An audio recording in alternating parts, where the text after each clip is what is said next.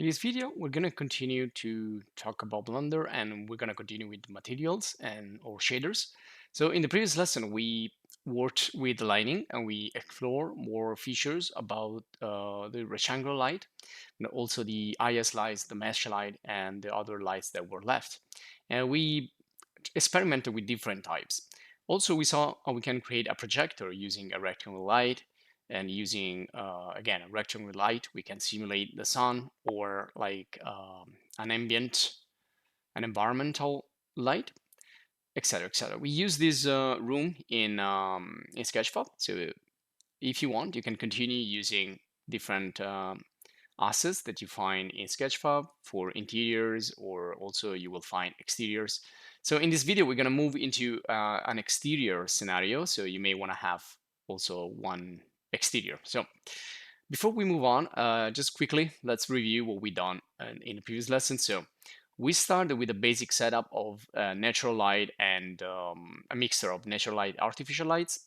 Then we use some portal light to create a little bit more halo on the windows, and after that we continue with some artificial lighting for like the ceiling, and also we use the mesh light to transform an object into a light.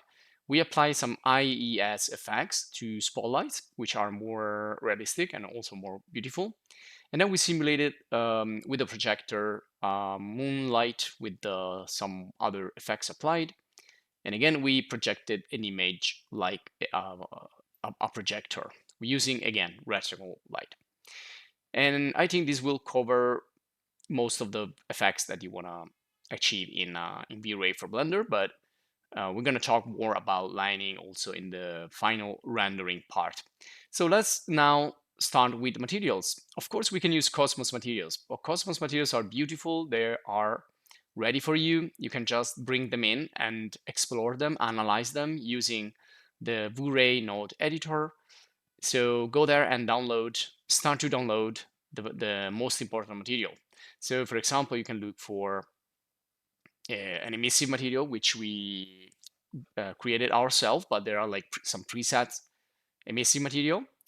And then we can go for a mirror. If you want to know how the mirror is created, you can just download a mirror and basically copy the parameters, and then you have like metal.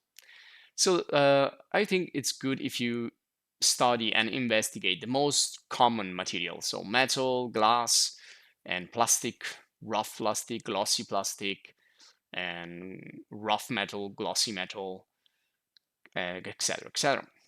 And also glass. We have a lot of glass. So there's no really need for these really basic materials to do it yourself, because there are, again, infinite number of well, not infinite, but a huge number of different types of glasses, and with different effects like colored glasses, and so on. So here I've applied the glasses, for example, and I substituted the previous glasses because this one, they actually are also specular, meaning that they also can show you some mirror object.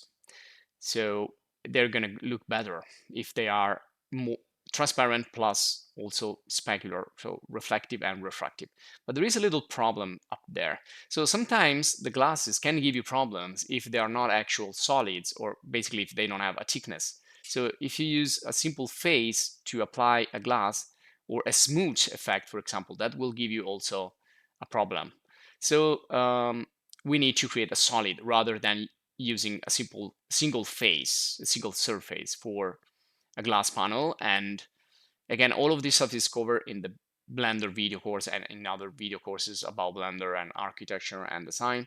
So what I'm going to do here is just apply a modifier called solidify, and that's going to make it essentially, it's going to give a thickness to that you can also customize, you can define. And you can see they will look better. So if there's something strange happening with the glasses, you may want to check that thing about the thickness.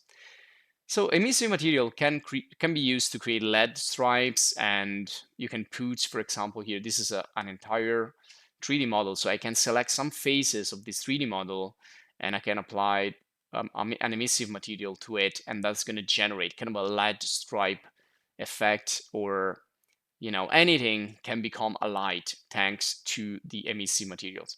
So what I'm going to do here in the material tab, I'm going to create a new material. I'm going to create, well, I've already downloaded some LED lights. I'm going to apply a LED light, and then I'm going to assign, clicking on the assign button, so that if I go now in the render, that part will be different. You can see the little LED stripe applied. And of course, if I go into the shader V-Ray editor here, I can change it the color and, well, essentially just the color. So if I want to do more, there you go. So you can see it's really mild. If I want to increase that effect, you may want to use here another node. So I'm going to add material, and we have a light material we already worked with before, but let's use it again. So the option here is using the self-illumination channel in the standard material, or using the V-Ray material itself, V-Ray light material. There you go. And we need to have an output, otherwise we won't see anything. So remember, working in the nodes, you'll always need an output. So look for the correct output. So Shift A to add another node, and then link it, and there it is. So again, we already did this, so I'm going pretty quick.